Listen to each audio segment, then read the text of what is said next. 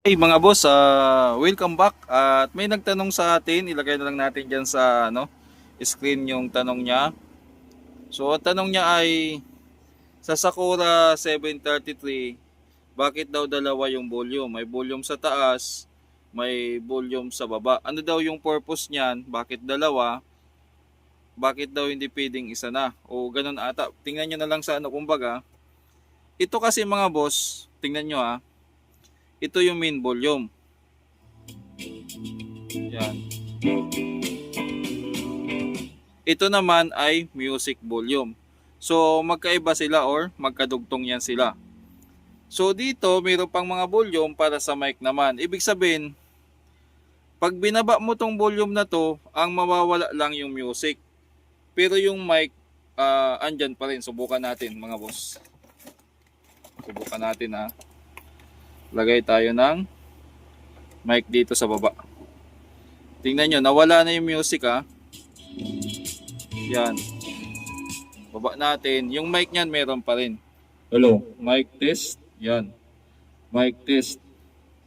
So dito, kapag itong volume na to ang binaba mo, ang mawawala lang yung music or yung audio galing doon sa likod, galing sa A or B.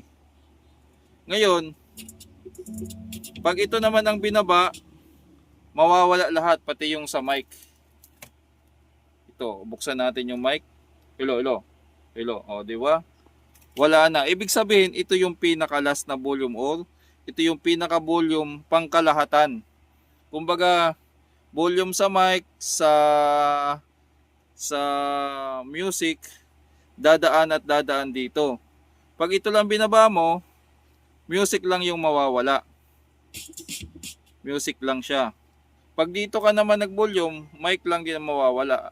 As long as ito ay hindi nagagalaw or hindi naka-off. Yun lang mga boss. Ito ay dedicated lang, sa madaling sabi dedicated lang to para lang talaga sa music o sa input. Input A or input B. Dalawa lang naman yung input niyan. Tapos dito naman ay para sa mic lang talaga. Ito ay pinaka-master niya or pinaka-main volume. Yan po yung pinaka-ano niyan.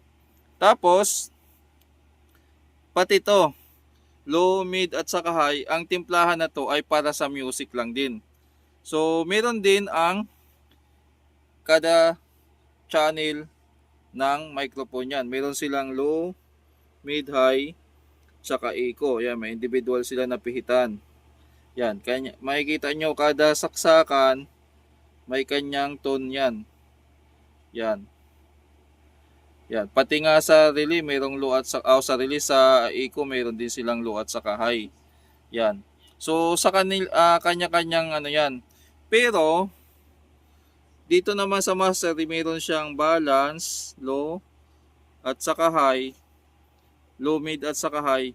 Yan naman ay pinaka-master din. Kumbaga, ito yung overall na balance, overall na low, overall na mid, overall na high. Ibig sabihin, yung audio na galing sa A and B papasok dito, yung mic papasok dito. Dito na sila maghalo-halo o dito na sila magsama-sama sa baba.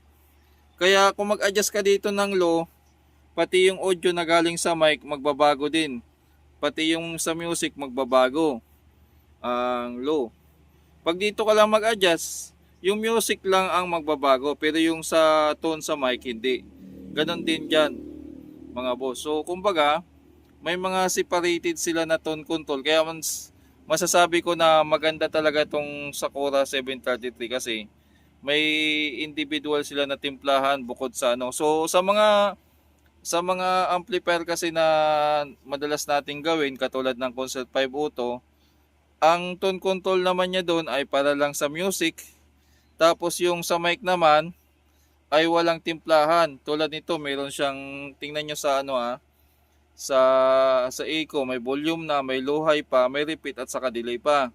Tapos sa bawat input niya, mayroon siyang balance, echo, low at saka mid high. Sa ibang amplifier, dalawang saksakan ng mic lang, volume at saka echo lang. Kumbaga parang ganito lang yung makikita nyo, dalawang pihitan lang sa mga yung pinaka simple. Kaya pag video okay talaga mga boss, para sa akin, number one talaga or the best tong mga Sakura 733. Pagdating sa karaoke, ito yung magandang gamitin, lalo na kung mic. Kasi napakaganda talaga ng mic nito. Hindi naman sa pinopromote ko, yun lang din yung opinion ko base sa mga pihitan niya. At may mga ilan din na Sakura 733 users na ganoon din yung sinasabi nila o binabanggit nila. So volume lang na topic natin, nasama na natin yung tone. So para sa akin, isa sa pinakamagandang tone at saka timpla ng mic itong, kung hindi man siya number one, isa siya sa pinakamaganda. Itong integrated amplifier na karaoke mixing amplifier na Sakura 733. Ang problem lang nito, syempre, pag maintenance.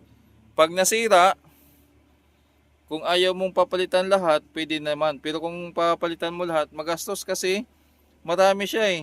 Nasa 30 plus yung mga pihitan niya.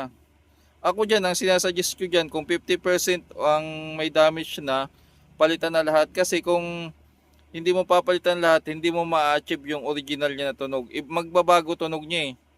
Sa mga naka-experience na dyan, makakasabi. Pero sa iba na so bahala po kayo kung hindi kayo maniwala. Yun lang naman yung focus natin yung dito.